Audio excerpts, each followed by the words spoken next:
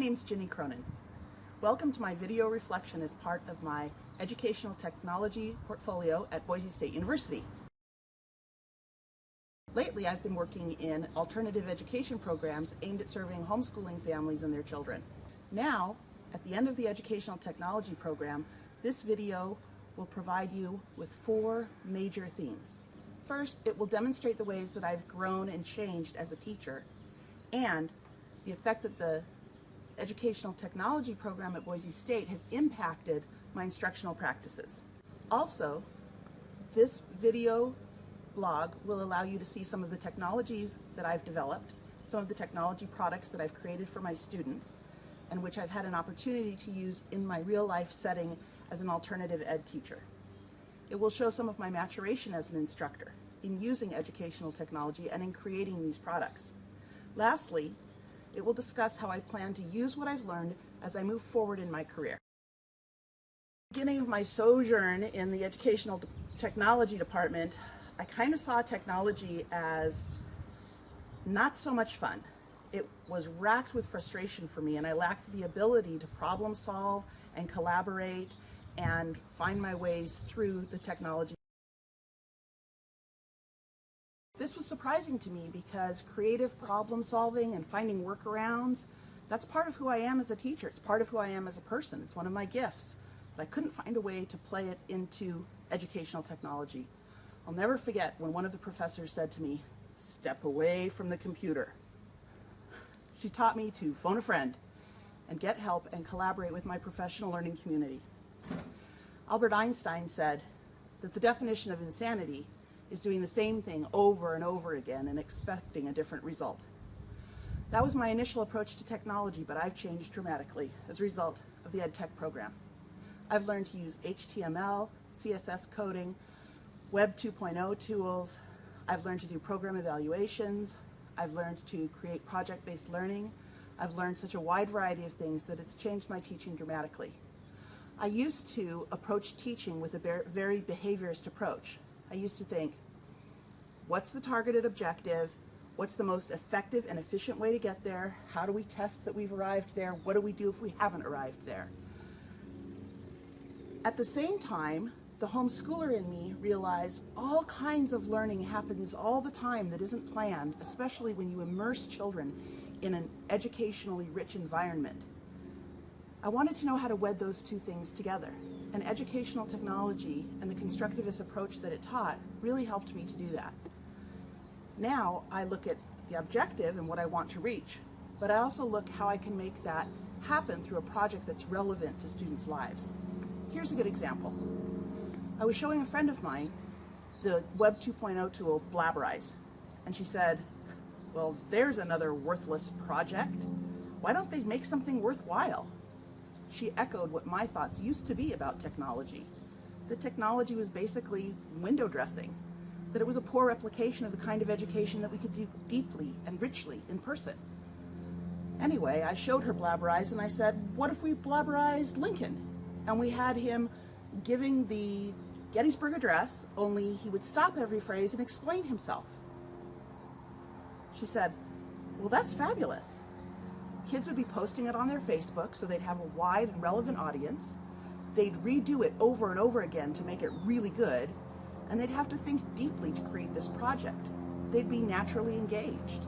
In fact, I've tried this kind of project with my students, and they have spent lots of time on it and learned very deeply. So the constructivist approach and my own behaviorist approach have been wedded together in some of what I've done. At the same time, I work in a school that has students who are about 30% learning disabled, or at least they would be identified that way if they were in a regular public school.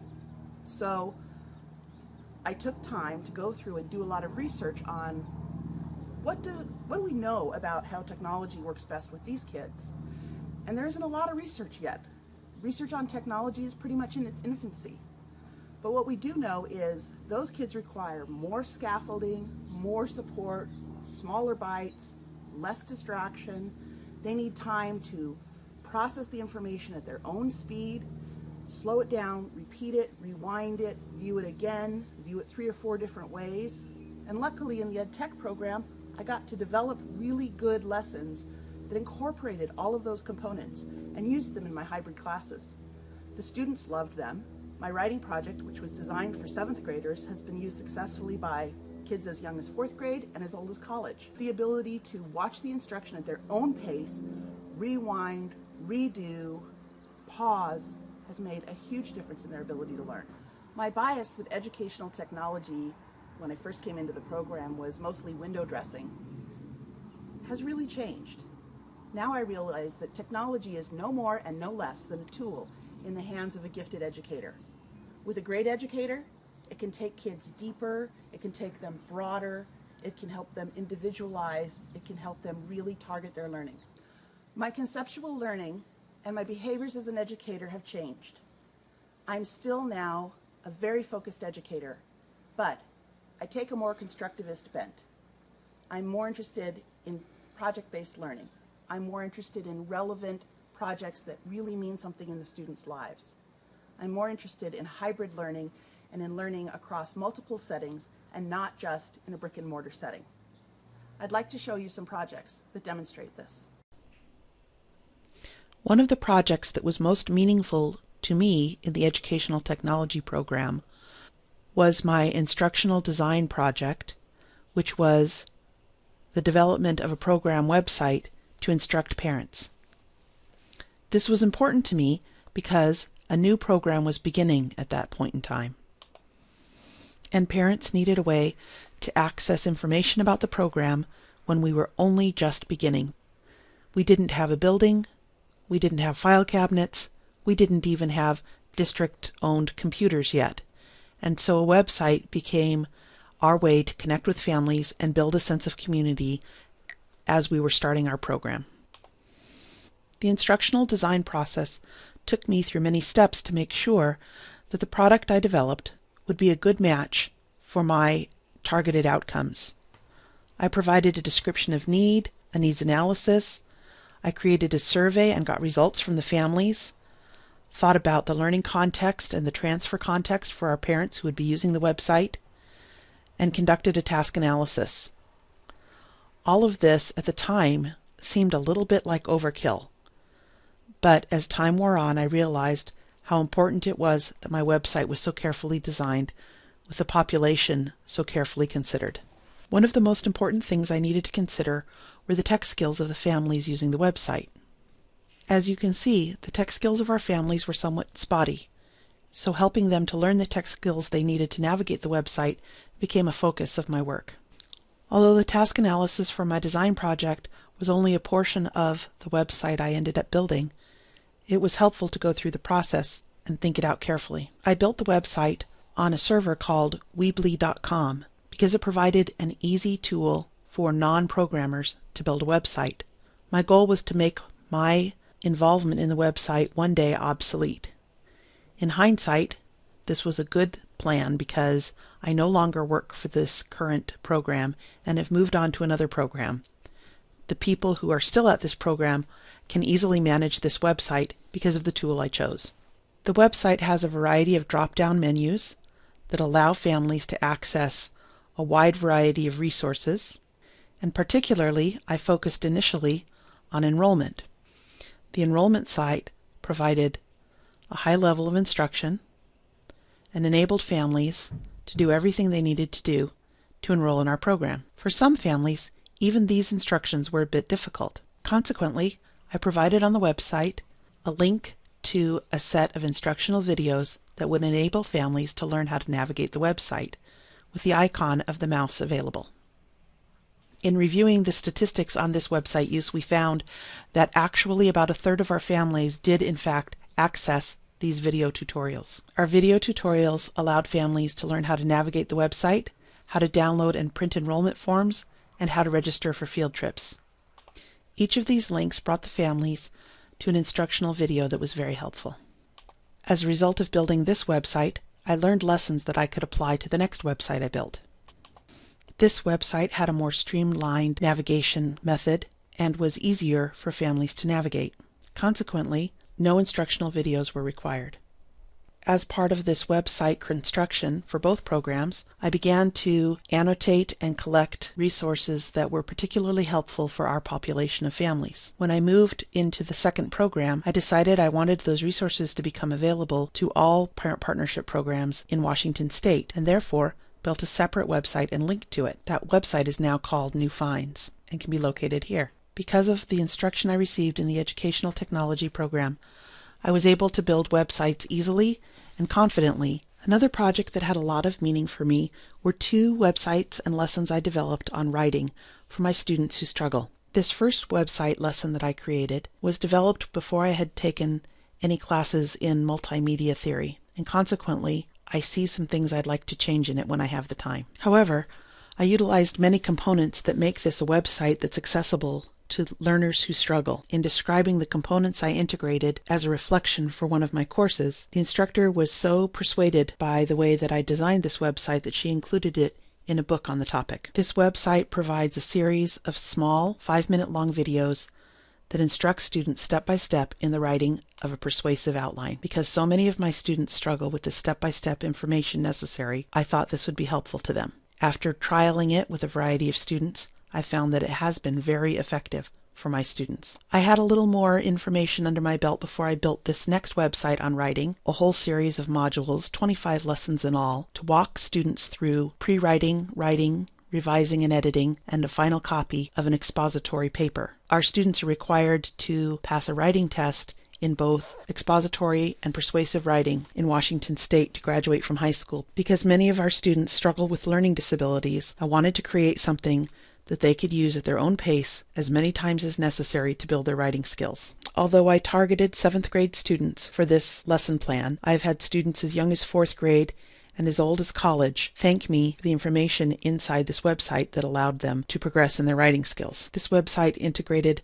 Voki as an anticipatory set for each lesson, an expository writing template that was downloadable, a link to a learning management system, and instructional videos. It also provided students with many choices in learning their skills. There were required parts of the assignment and optional parts of the assignment, and collaboration was involved in every assignment.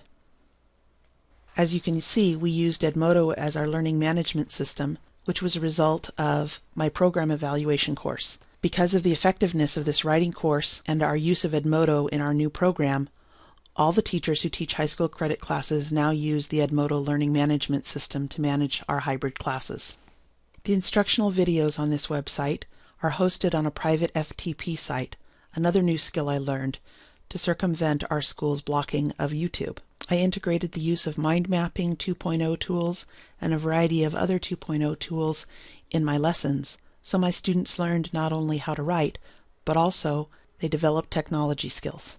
As a result of my learning in the Educational Technology program, I was able to create these 2 very in-depth writing sites which integrate solid pedagogical theory and application, integrate Web 2.0 tools, and provide a wide variety of scaffolding and differentiation and student choice within them. The last project that was especially meaningful to me was a digital story I created for my multimedia class. My experience using a wide variety of educational technology tools enabled me to make a compelling digital story, which is currently being used in 3 parent partnership programs and hopefully will be presented to our state legislators.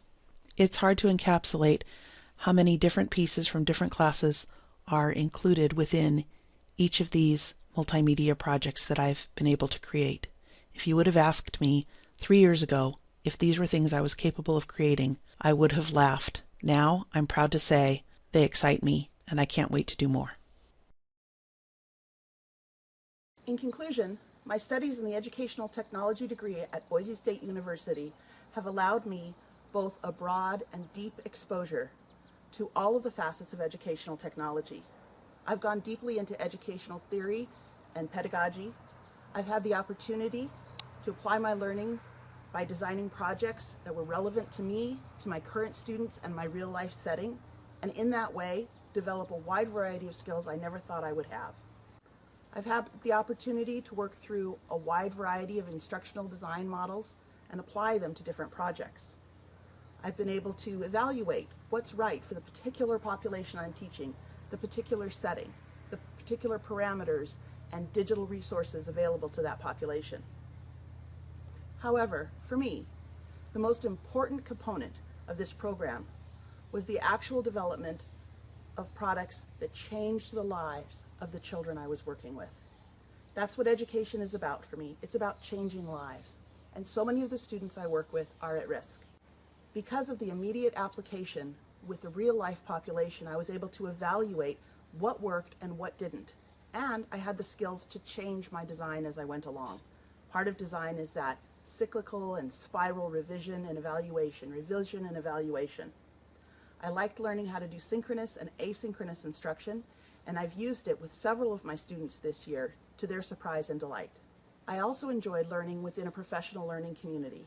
I had the opportunity to build things in some simulated environments or try synchronous instruction with my peers in a place where it was safe and I was able to fail and pick myself up and try again. Only infrequently in education do we get to step off the stage and stop being the sage and are allowed to be the guide on the side who is learning and failing along with our students.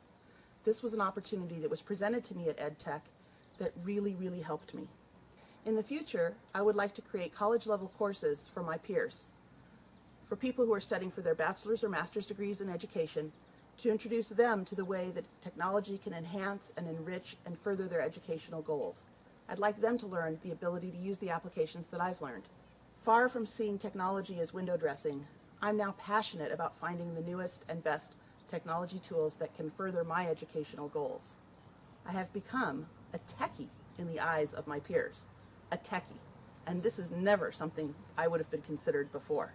Now teachers come to me when their computer isn't working. They come to me when they're not sure how to do something, and surprise of all, I'm actually able to help them. Isn't that the result of good learning, the ability to apply it in the real life?